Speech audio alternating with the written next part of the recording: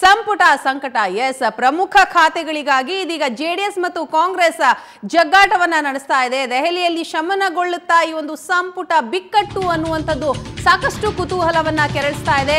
Seat ಹಂಚಿಕೆ ಆದ್ರೂ ಖಾತೆ ಹಂಚಿಕೆಯ ಬಗ್ಗೆ ಎರಡೂ ಪಕ್ಷಗಳ ನಡುವೆ ಹಗ್ಗ ಜಗ್ಗಾಟವೇರ್ಪಟ್ಟಿದೆ. ಸಂಪುಟ ಬಿಕ್ಕಟ್ಟು ಇನ್ನೂ 2 ದಿನಗಳ ಕಾಲ ಹೀಗೆ ಇರುತ್ತೆ, ಬಗೆಹರಿಯುವಂತಹ ಸಾಧ್ಯತೆಗಳು ಹೆಚ್ಚು ಅಂತಾನೂ ಕೂಡ ಹೇಳಲಾಗ್ತಾ ಇದೆ. ಒಟ್ಟಿನಲ್ಲಿ ಪ್ರಮುಖ ಖಾತೆಗಳಿಗಾಗಿ ಜೆಡಿಎಸ್ ಕಾಂಗ್ರೆಸ್ ಜಗ್ಗಾಟವನ್ನ ನಡೆಸ್ತಾ ಇದೆ. ಬಿಕ್ಕಟ್ಟು ಇತ್ಯರ್ಥವಾದ್ರೆ ಮೇ 30 ಅಥವಾ 31ಕ್ಕೆ ಸಂಪುಟ ವಿಸ್ತರಣೆ ಅಂತಲೂ ಕೂಡ ಹೇಳಲಾಗ್ತಾ ಇರುವಂಥದ್ದು. ದೆಹಲಿಯಲ್ಲಿ ಶಮನಗೊಳ್ಳುತ್ತಾ ಈ ಒಂದು ಸಂಪುಟ ಬಿಕ್ಕಟ್ಟು, ಇಲ್ಲವಾದರೆ ರಾಹುಲ್ ಗಾಂಧಿ ವಿದೇಶದಿಂದ ಬಂದ ಮೇಲೆ ಮಾತುಕತೆ ಆಗುತ್ತಾ, ಎಲ್ಲವೂ ಕೂಡ ಇನ್ನೂ ನಿಗೂಢವಾಗಿರುವಂಥದ್ದು.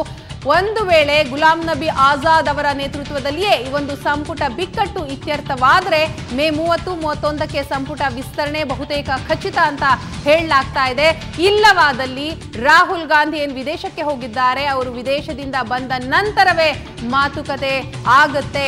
30-30 ಸರ್ಕಾರ ವಿಚಾರ, ಪೂರ್ಣಾವಧಿಗೆ ಕುಮಾರಸ್ವಾಮಿ ಸಿಎಂ ಹುದ್ದೆ ಡೌಟ್ ಅಂತಲೂ ಕೂಡ ಇದೀಗ ಹೇಳಲಾಗ್ತಾ ಇದೆ. ಹಣಕಾಸು ಖಾತೆ ಪಡೆಯೋದಕ್ಕೆ ಜೆಡಿಎಸ್ ಹಾಗೂ ಕಾಂಗ್ರೆಸ್ ಮಧ್ಯೆ ಜಿದ್ದಾಜಿದ್ದಿ ಏರ್ಪಟ್ಟಿದೆ. ಹಣಕಾಸು ಖಾತೆ ನಮಗೇ ಬೇಕು ಅಂತ ಎರಡು ಮೈತ್ರಿ ಪಕ್ಷಗಳು ಹಠವನ್ನ ಹಿಡಿತಾ ಇರುವಂಥದ್ದು. ರೈತರ ಸಾಲ ಮನ್ನಾ ಸೇರಿ ಪ್ರಮುಖ ನಿರ್ಧಾರದ ಸಂದರ್ಭದಲ್ಲಿ ಸಾಮ್ಯತೆಯ ಕೊರತೆಯ ಆಗುವಂತಹ ಭಯ ಕೂಡ ಈಗ ಕಾಡ್ತಾ ಇದೆ. 5 ವರ್ಷಗಳ ಕಾಲ ಸಿಎಂ ಸ್ಥಾನ ಕುಮಾರಸ್ವಾಮಿಗೆ ಕೊಡ್ತಾರಾ ಅನ್ನೋದು ಕೂಡ ಇದೀಗ ಡೌಟ್ ಆಗಿದೆ, ಅನುಮಾನವನ್ನ ಹುಟ್ಟುಹಾಕ್ತಾ ಇರುವಂಥದ್ದು. 5 ವರ್ಷಗಳ ಕಾಲ ಸಿಎಂ ಆಗ್ತಾರಾ ಅಥವಾ 30-30 ಅನುಪಾತದಲ್ಲಿ, ಅಂದ್ರೆ 30 ತಿಂಗಳು ಜೆಡಿಎಸ್ನ ಅಭ್ಯರ್ಥಿ ಸಿಎಂ ಆಗಿರುವಂಥದ್ದು, ತದನಂತರದ 30 ತಿಂಗಳುಗಳ ಕಾಲ ಕಾಂಗ್ರೆಸ್ನ ಅಭ್ಯರ್ಥಿ ಮುಖ್ಯಮಂತ್ರಿಯಾಗಿ ಕಾರ್ಯನಿರ್ವಹಿಸೋದಾ ಅನ್ನುವಂತಹ ವಿಚಾರವೂ ಕೂಡ ಈ ಒಂದು ಮಾತುಕತೆಯಲ್ಲಿ ಚರ್ಚೆ ಆಗುವಂತಹ ಎಲ್ಲಾ ಸಾಧ್ಯತೆ ಇದೆ. ಈ ಬಗ್ಗೆ ಇನ್ನಷ್ಟು ಮಾಹಿತಿಯನ್ನ ಕೊಡ್ತಾರೆ ನಮ್ಮ ರಿಪೋರ್ಟರ್ ಗಿರೀಶ್. ಇದೀಗ ನ್ಯೂಸ್ ಡೆಸ್ಕ್ ನಿಂದ ನಮ್ಮ ಜೊತೆ ನೇರ ಸಂಪರ್ಕದಲ್ಲಿದ್ದಾರೆ. ಎಸ್ ಗಿರೀಶ್, ರಿಸಲ್ಟ್ ಬಂದ ದಿನ ಕಾಂಗ್ರೆಸ್ ಬೇಷರತ್ತಾಗಿ ನಾವು ಜೆಡಿಎಸ್ಗೆ ಬೆಂಬಲವನ್ನ ಕೊಡ್ತೀವಿ, ಜೆಡಿಎಸ್ ಸರ್ಕಾರ ರಚನೆ ಮಾಡಲಿ ಅನ್ನುವಂತಹ ಆಶ್ವಾಸನೆ ಕೊಟ್ಟಿತ್ತು. ಆದರೆ ಖಾತೆ ಹಂಚಿಕೆಯ ಸಂದರ್ಭ ಬಂದಾಗ ಈಗ ಈ ಎರಡೂ ಪಕ್ಷಗಳ ನಡುವೆ ಒಂದು ರೀತಿ ಹಗ್ಗ ಜಗ್ಗಾಟ ಏರ್ಪಡ್ತಾ ಇದೆ. ಸೊ ದೆಹಲಿಯಲ್ಲಿ ಈ ಒಂದು ಸಂಪುಟ ಬಿಕ್ಕಟ್ಟು ಶಮನ ಆಗುವಂತಹ ಲಕ್ಷಣ ಕಾಣಿಸ್ತಾ ಇದೆಯಾ? ವೀಣಾ, ಮೊದಲಿಗೆ ಕಾಂಗ್ರೆಸ್ ಏನು ಬೇಷರತ್ತು ಬೆಂಬಲ ಕೊಡ್ತೀವಿ ಅನ್ನೋಂಥದ್ದು ಹೇಳಿಕೆಯನ್ನು ನೀಡಿತ್ತು. ಅದು ಆ ಕ್ಷಣದ ರಾಜಕೀಯ ತಂತ್ರಗಾರಿಕೆ. ಆ ಕ್ಷಣಕ್ಕೆ JDS BJP ಕಡೆ ಹೋಗಬಾರ್ದು ಅನ್ನೋ ಒಂದು ತಂತ್ರಗಾರಿಕೆಯಿಂದ ಕಾಂಗ್ರೆಸ್ ಆ ಒಂದು ಹೇಳಿಕೆಯನ್ನು ನೀಡಿತ್ತು. ಆದರೆ ಆ ನಂತರದಲ್ಲಿ, ಆ ಕ್ಷಣದಲ್ಲಿ ಕಾಂಗ್ರೆಸ್ನ ಬಹುತೇಕ ನಾಯಕರು, ಖರ್ಗೆ ಅವರಿಂದ ಹಿಡಿದು BK ಹರಿಪ್ರಸಾದ್ ಅವರಿಂದ ಹಿಡಿದು ಪ್ರಮುಖ ನಾಯಕರು ಹೇಳಿದ್ದೇನು ಅಂದರೆ 5 ವರ್ಷ ಕುಮಾರಸ್ವಾಮಿ ಅವರೇ CM ಅಂತ. ಆ ನಂತರ ಪರಮೇಶ್ವರ್ ಅವರು ಒಂದು ಸ್ಪಷ್ಟವಾದಂಥ ಮಾತನ್ನು ಹೇಳ್ತಾರೆ, ಈ ಬಗ್ಗೆ ನಾವಿನ್ನೂ ಚರ್ಚೆನೇ ಮಾಡಿಲ್ಲ ಅನ್ನೋಂಥದ್ದು ಮಾತನ್ನು ಹೇಳಿದರು.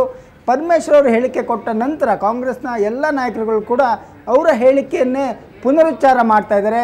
5 ವರ್ಷ ಕುಮಾರಸ್ವಾಮಿ CM ಅನ್ನೋದ್ರ ಬಗ್ಗೆ ನಾವು ಯಾವುದೇ ಚರ್ಚೆನ ಮಾಡಿಲ್ಲ ಅನ್ನೋವಂಥದ್ದು ಮಾತನ್ನು ಹೇಳ್ತಾ ಇದ್ದಾರೆ. ಇದರಿಂದ ಭಾಳ ಸ್ಪಷ್ಟವಾಗುತ್ತೆ ಕುಮಾರಸ್ವಾಮಿ ಅವ್ರನ್ನ 5 ವರ್ಷ ಕಂಟಿನ್ಯೂ ಮಾಡೋ ಒಂದು ಪ್ಲ್ಯಾನಲ್ಲಿ ಕಾಂಗ್ರೆಸ್ ಇಲ್ಲ ಅನ್ನುವಂಥದ್ದು. ಮತ್ತು ಸಂಪುಟ ರಚನೆ ವಿಚಾರದಲ್ಲಿ ಏನು ಸಾಕಷ್ಟು ಗೊಂದಲಗಳು JDS ಮತ್ತು ಕಾಂಗ್ರೆಸ್ ಮಧ್ಯೆ ಇರುವಂಥದ್ದು.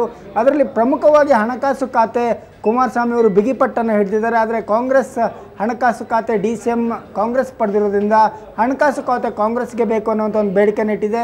ಜೊತೆಗೆ ದೇವೇಗೌಡರು ನೀರಾವರಿ ಖಾತೆಯನ್ನು JDSಗೆ ಬಿಟ್ಕೊಡ್ಬೇಕು ಅನ್ನೋಂಥ ಒಂದು ಬೇಡಿಕೆಯನ್ನು ಇಟ್ಟಿದ್ದಾರೆ. ಯಾಕೆಂದರೆ ದೇವೇಗೌಡರಿಗೆ ನೀರಾವರಿ ಒಂದು ಪೆಟ್ ಸಬ್ಜೆಕ್ಟ್. ಅವರು ಆ ಮೊದಲಿಂದನೂ ಕೂಡ ನೀರಾವರಿ ಖಾತೆನ ಅವರು ಬಿಟ್ಕೊಡ್ತಿರ್ಲಿಲ್ಲ. ಸೊ ಈ ಬಾರಿ ಕೂಡ ಅದೇ ಒಂದು ಬೇಡಿಕೆಯನ್ನು ಇಟ್ಟಿರುವಂಥದ್ದು. ಜೊತೆಗೆ ಲೋಕೋಪಯೋಗಿ ಖಾತೆ ವಿಚಾರದಲ್ಲಿ ಕೂಡ ಈಗಾಗಲೇ ಕಾಂಗ್ರೆಸ್ ಒಂದು ಹಂತದ ಒಪ್ಪಿಗೆಯನ್ನು ಕೊಟ್ಟಿದೆ. ಅದು JDSಗೆ ಕೊಡಬೇಕು ಅನ್ನೋಂಥ ನಿರ್ಧಾರಕ್ಕೆ ಕಾಂಗ್ರೆಸ್ ಬಂದಂತೆ ಇದೆ. ಇನ್ನು ಗೃಹ ಖಾತೆಯನ್ನು ಕಾಂಗ್ರೆಸ್ಗೆ ಕೊಡಲಿಕ್ಕೆ ಈಗಾಗಲೇ JDS ಒಪ್ಪಿಗೆಯನ್ನು ಸೂಚಿಸಿರುವಂಥದ್ದು. ಇನ್ನುಳಿದಂತೆ ಪ್ರಮುಖವಾಗಿ ಹಣಕಾಸು, ಕಂದಾಯ ಮತ್ತು ನೀರಾವರಿ ಖಾತೆಗಳ ವಿಚಾರದಲ್ಲಿ ಕಾಂಗ್ರೆಸ್ ಮತ್ತು JDS ನಡುವೆ ಹಗ್ಗ ಜಗ್ಗಾಟ ಮುಂದುವರೆದಿರುವಂಥದ್ದು. Thank you Girish.